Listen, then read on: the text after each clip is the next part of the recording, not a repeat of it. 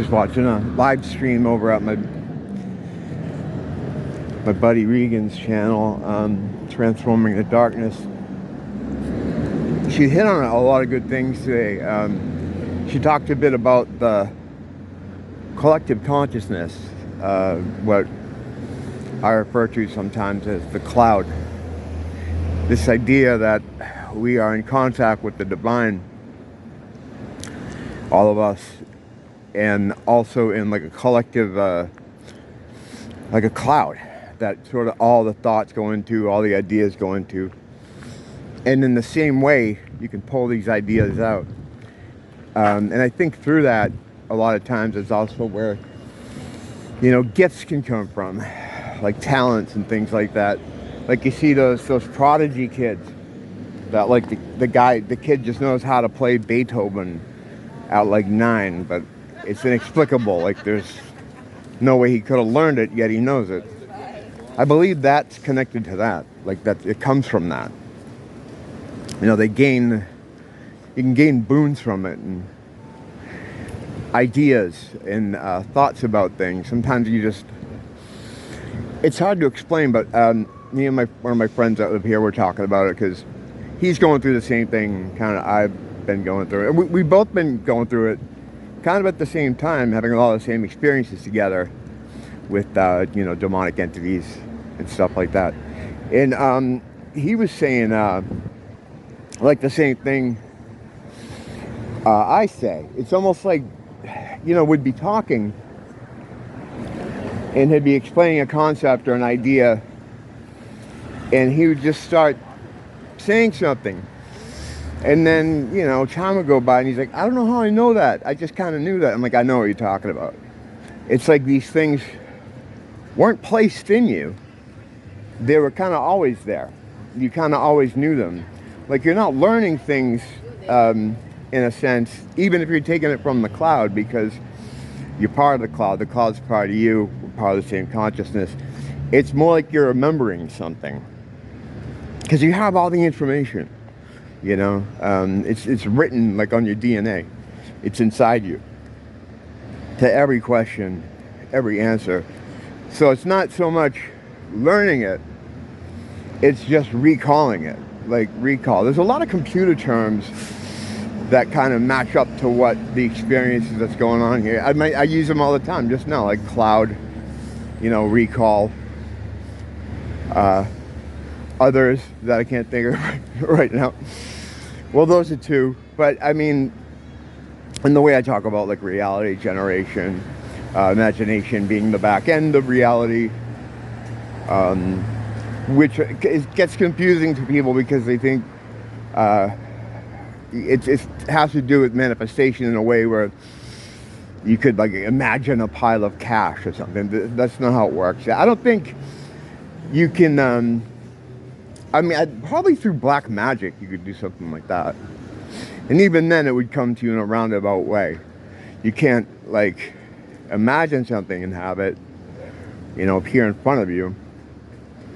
I guess if you were to follow that concept all the way through the end, I suppose, but I think that would kind of happen if you were in your natural state. If you were in your natural state and in your natural environment. I said before how people can cross into that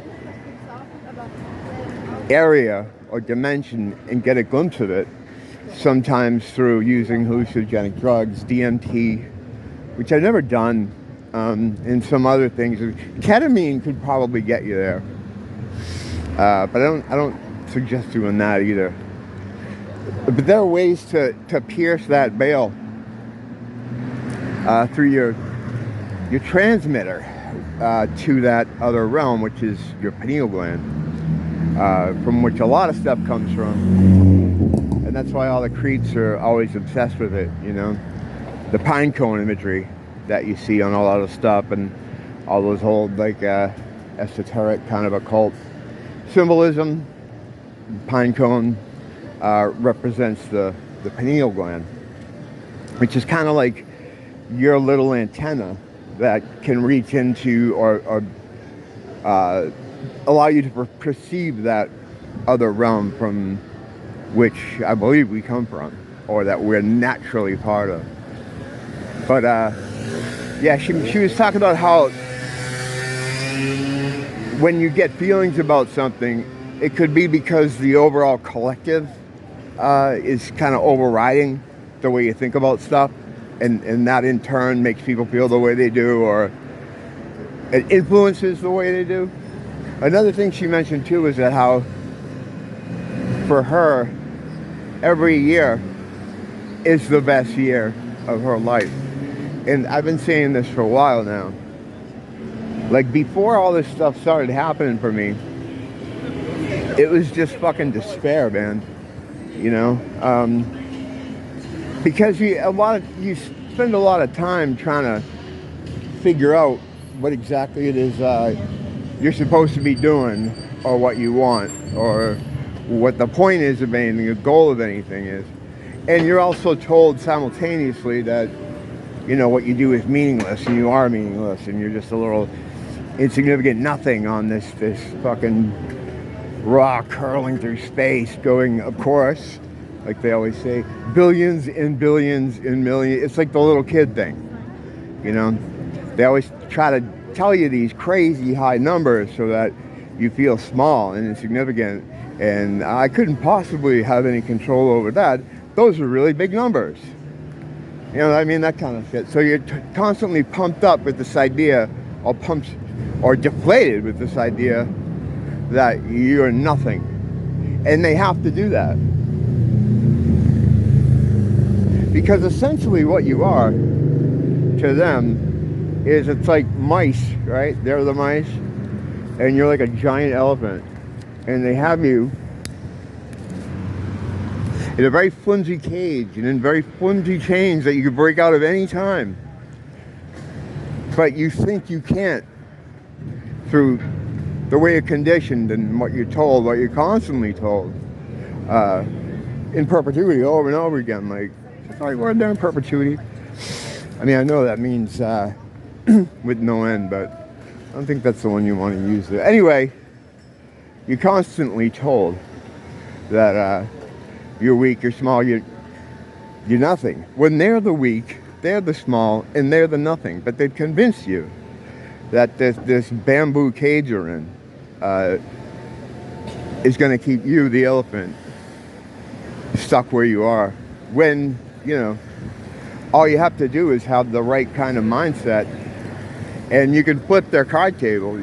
I mean, we will flip the whole card table at one point. It will get there. You know, once some kind of critical mass is reached.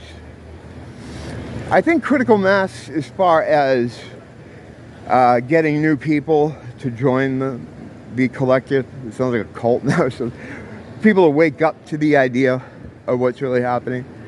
I think that's kind of tapered off. I think most everybody that's coming in is already in. Now what is left to do is for people to realize that potential. And there's a lot of different ways you can do that. Getting on the same page, though, is where the difficult part comes in. We don't even have like a lot of commonality with terms. Like, I was saying that today too, like listening to her describe certain things. They're concepts similar to what I talk about all the time, but the terminology is slightly different. Or we have words switch, like, you know, I always say dimension and frequency becomes kind of, you could use either or, and we really don't have a set table of terms or definitions, because a lot of this stuff is new. You know, a lot of us are new to this whole thing. Through history, you know, there were people who who were aware of this and understood it. And what would happen is they would burn them, and they would burn them in the town center, or something like that. Or, you know what I mean? Or it was the one, like, you know, madman in town who no one listened to. You know, so there's some people in history that would probably walk the very lonely road with these kind of concepts. And it's nice to that we're in the time we're in with the internet, communication the way it is, and we can share these thoughts and ideas with each other and not thinking we've just kind of gone mad. And then, you know, you always have the naysayers like, oh no, all it did is it allows crazy people to talk to each other. Yeah, but it's not. When we're all experiencing very similar things, talking about very similar concepts, it's clear that it's not just a bunch of crazy people. It's something that is being experienced by a significant portion of the population. You know, the Mandela effect is one of those things that I think about. That's a good gateway into stuff. In fact, that was like one of the first real things that made me understand that reality was a bit more malleable than I thought it originally was. You know, it all kind of happened at once, but it goes back to 2016 for me.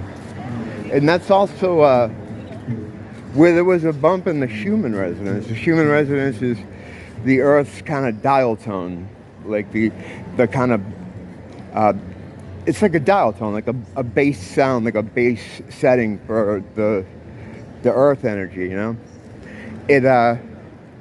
It took a giant bump in 2016, and then I think it did again in 2018.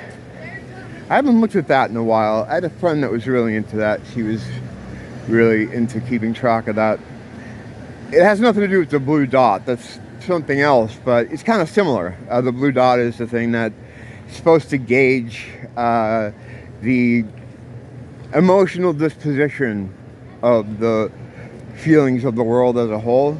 So it's kind of similar in concept, but it doesn't have an actual thing that's coming from the Earth like the Schumann resonance does, like the dial tone of the Earth. But it's similar in a way that it's a reflection of just how people are feeling, you know? So yeah, it was a cool stream. It's just good to hear like minds, you know, talk. I mean, like, thank God for the internet, you know?